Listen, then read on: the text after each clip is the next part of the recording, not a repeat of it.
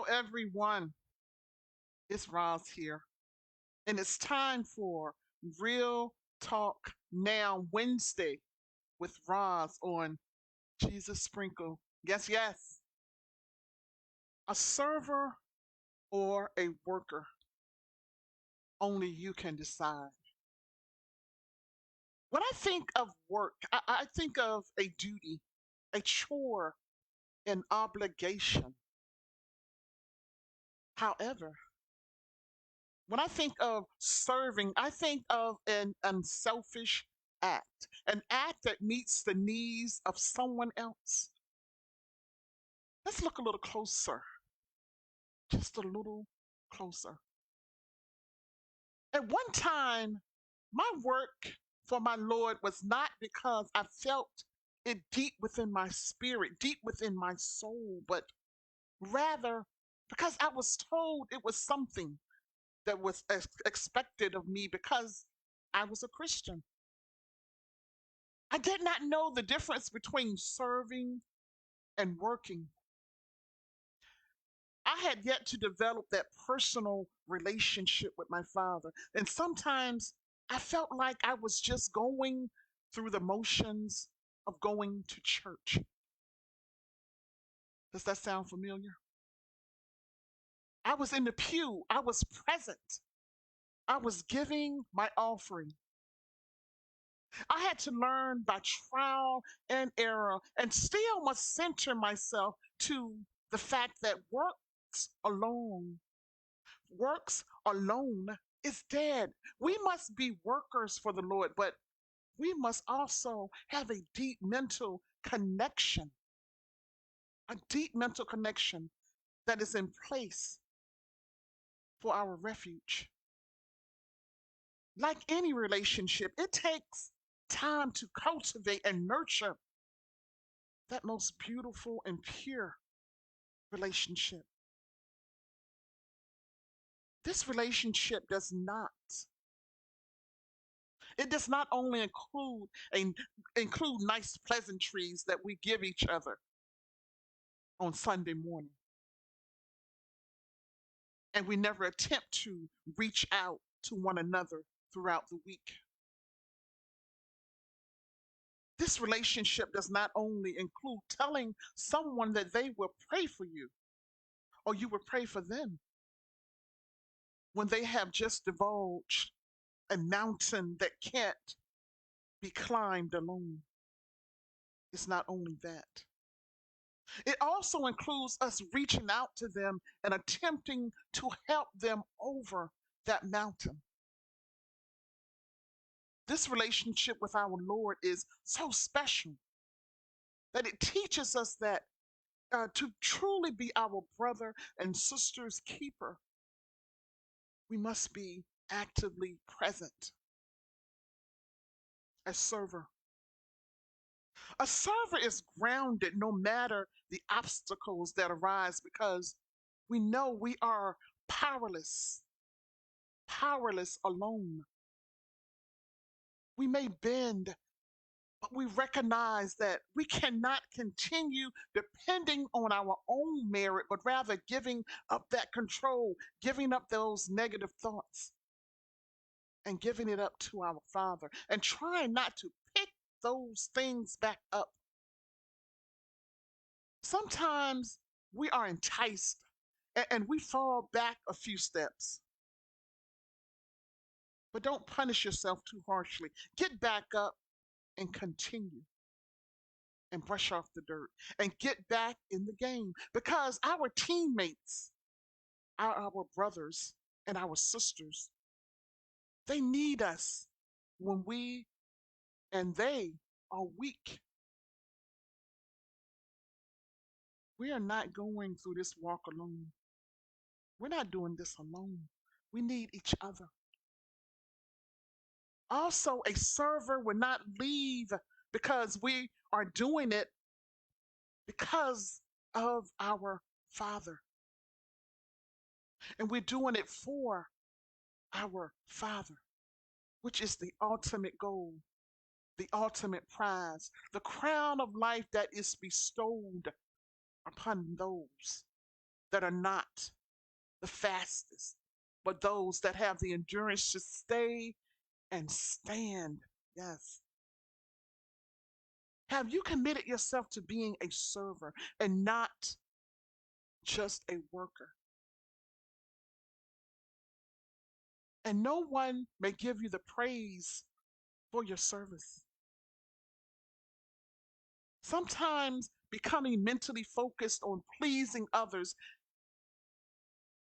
and also may become a bit upset when the support is not reciprocated is a sign of a worker. If you have some of those attributes, stop and ask yourself, whom am I serving? Am I serving man or am I serving God? Babies, serving man is self pleasing, serving God is selfless. It is, it is a work that may have few accolades, little fanfare, and maybe very little support. But we are energized because it is the most fulfilling work we will ever do. Yes. Ask yourself, why am I doing ministry? Because of a calling from God or because of the notoriety or the fanfare that may accompany it, all of that extra, the bells and the whistles. Is that why you're doing your ministry? An example can be the plethora of platforms that began to appear when the coronavirus hit. So many things were started. So many things were started, which was a beautiful thing. Many were motivated to do something that would make a difference, something that was a great work, and great things were achieved for a time. Let's fast forward 3 years since the onset of COVID. How many of those platforms are still in existence? It appears that the honeymoon phase has ended for many because maybe, just maybe, they did not receive the support, the payback that was expected. Some may have looked at the numbers and convinced themselves, why am I doing this? Because no one cares. Maybe this mindset was adopted because the focus was on man and not on our Father. This is a worker because no roots were set when that ministry or that work was started. Roots takes time to dig deep. We can't be like a tree that is only placed in the ground and not rooted in the ground because in time we will blow away. Ask yourself, am I doing ministry because I want to make friends? I want to make personal connections, or are you doing it because it is an assignment my Father was placed in my midst, that my Father has placed me on? Babies, it is a beautiful thing if along the way, if along our journey, we develop lifelong friendships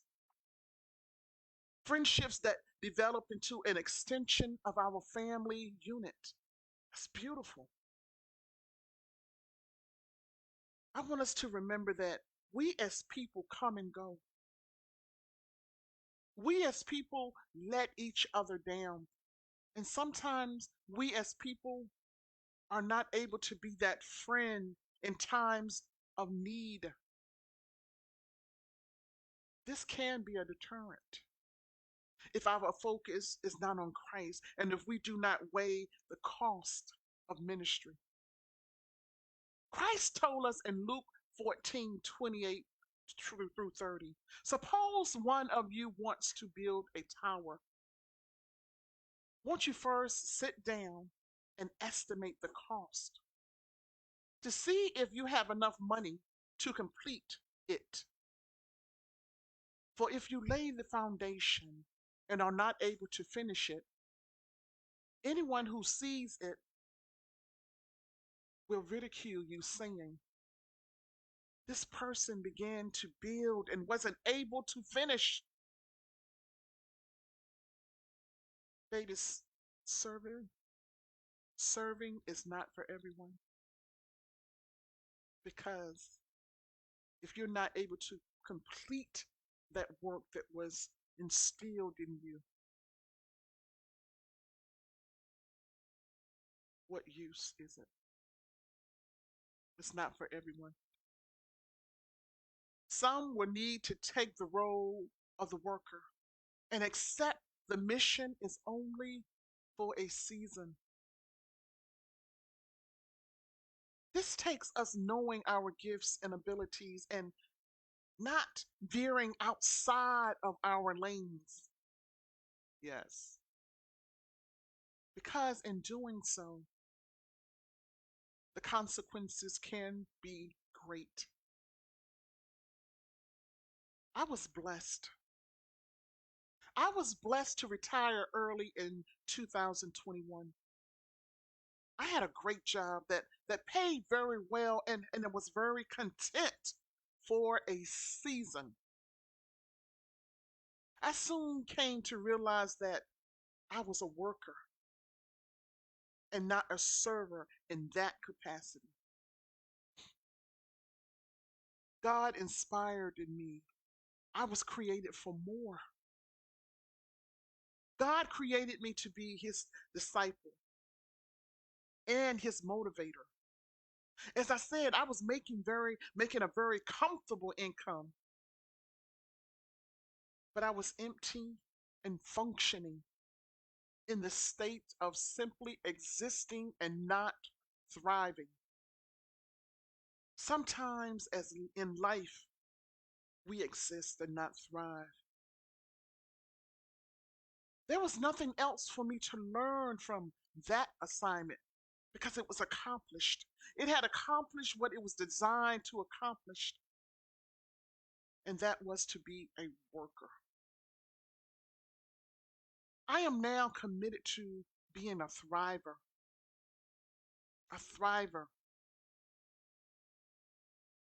I use I use the gifts my Father has given me to help others because I am a thriver and I am a server. Now, it was not easy leaving my job. What I had to do, I had to meditate. I had to pray and I had to stand on the promises of my God that he would never leave me nor forsake me.